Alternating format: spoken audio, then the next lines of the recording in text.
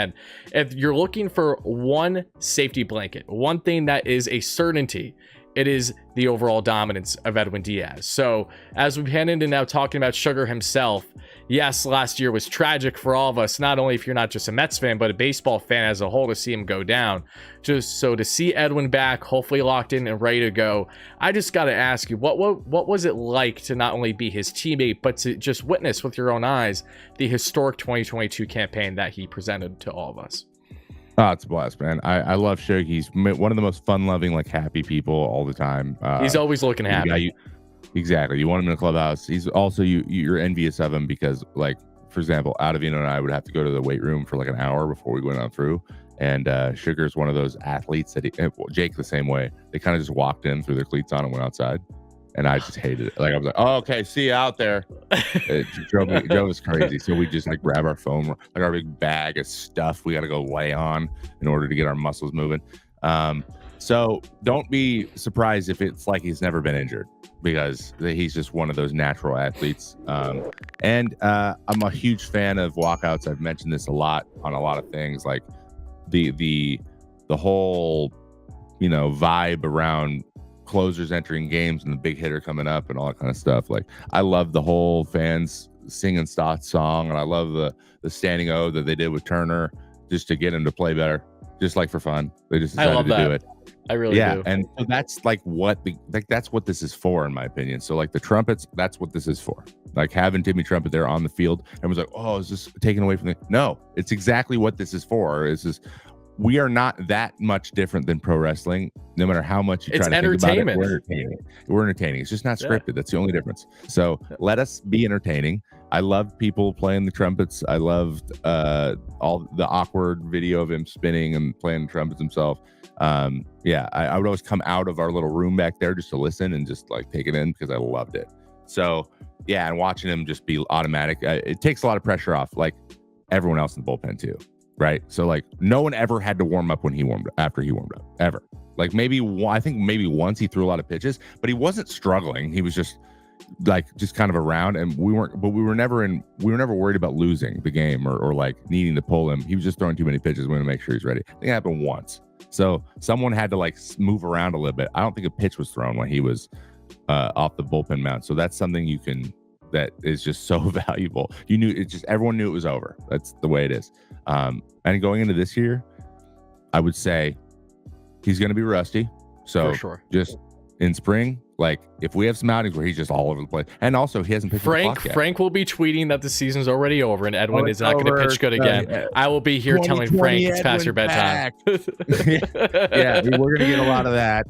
And he's going to be a little rusty, but if it comes down to him, if he throws his slider and he's throwing strikes and he throws his slider more than he throws his fastball like he did in 2022, he is going to be very good. Right. Now, is he going to repeat 2022? That was a historic year. Like, it's hard to say. I'm not expecting that. But somewhere close, or like a version of a, who knows, man? Maybe the Mets win 100 games again, right? And then he does it again. But like, say it's a 90-win season. There's a 2-2 instead of a 1-7, right? Like, we'll take that. So, but yeah, he's gonna be rusty. It's about landing a slider. So if he can start landing, if he lands a slider, the velo is going to be there. He just rolls out of bed and does that. Like, he's going to throw high 90s from day one. This is how he is. So yeah, I think you're set up for him to have a really good year. I think so too. Shout out, as always, to our amazing sponsor here on the channel at BetUS, America's #1 sports book. They're safe, they're secure, they're reliable. And I don't just know that because I'm working with them. I know that because I've heard the feedback from you, the viewers, since BetUS has been a sponsor on the channel, because they've been here for a little bit now. I've heard a lot of positive feedback, especially through Twitter. I've heard from some comments on YouTube as well. A lot of positive work, what they've done, and ultimately the odds that they've taken, whether they're hammering the money lines, the overs, the unders for their parlays, whatever type betting that you guys have been seeking so far has looked very good, whether it's for NHL in season action, NFL in season action, up until the Super Bowl this past weekend, where a lot of you guys hit big. But also, guys, click the link in the description to get in on the action today, because you get a 125% bonus, not with your first deposit, but now your first 3 deposits, as long as you also put in promo code JOIN125, JOIN125, join 125 for your first 3 deposits at a 125% boost. That means if you deposit $100, you automatically get 225 to work with, and then you can do that times 3. It is that easy. Shout out to BetUS as always for being an amazing sponsor on the channel. And I'm expecting that rust, as you mentioned, and I think it's important for fans too, because a lot of times we could find ourselves saying, oh, the guy the last time he played had a career year, we should expect that again. It's like, no, you shouldn't expect that again. It's like it very well could be decently different, especially someone who hasn't pitched in literally a calendar year now. So there's a lot of hurdles that we know Edwin personally has to go through to get him to the point where he wants to be this season. Thankfully, to our knowledge, everything is going as planned. I don't know exactly how the Mets plan to kind of slow roll him into spring. We'll soon find out, but yeah, there's no denying that as long as that fastball and slider is on, I mean, it's over for the opponent batters 9 times out of 10. I mean, when you look at how he first came in the Mets versus 2022, that is why I love Edwin Diaz so much. It's facing the adversity the way he did, because when he first came in 2019, I mean, he just couldn't locate. It was like if he had the fastball going, he did not have the slider. If he had the slider, he didn't have the fastball. Like there was just nothing ever in unison there. But then as we got into the short 2020 season, he of course made strides in the right direction. 2021, he most certainly did, had a very productive year, all things considered. And then in 2022, just knocked our socks off with like his most productive year since his 60 save outing back a number of years ago in Seattle. So yeah, I mean, Diaz, we all know that he's one of the best in the game, and I just hope for his sake that he keeps himself grounded and doesn't beat himself up too hard if he does go through early adversity. But there's one thing that is also great about Edwin is that he knows what it takes to have success and failure to a high magnitude already in Queens. So there's nothing that won't be thrown his way that he isn't ready for. So very, very excited about Edwin. And someone asked in the live chat actually earlier, hey Trev, thanks for the donation. He says, what is Edwin like in the clubhouse? So is there any little stories that you could share outside of just acknowledging that he's walking out and you're pissed off about it? Oh, he pranks people. He's always laughing. You know, he's one of the reasons we only listen to Bad Bunny. Him and Frankie just will not stop putting the discography on. And if you change it, it's immediately changed back. But he I don't know. You know what? I'm retired. I'll just say it. He loves betting people stuff, like constantly, just little tiny stupid stuff. Like, I bet you $10 that you can't, whatever. Like, and that's one thing that's very popular in just baseball. He's got like that MJ mentality. Always competitive. Yeah, a little bit. Like it's so he like the clubhouse staff, and they're younger guys usually. So like he does like, he's always like, I'll bet you $100. Like, that's a lot of money to these guys. And of course he's like, he's not going to make them pay him $100. So it's more like a way for them to like maybe win some money. And they just keep a tab. So like we had like a board, and he'd be like, how much does everyone owe me or I owe them?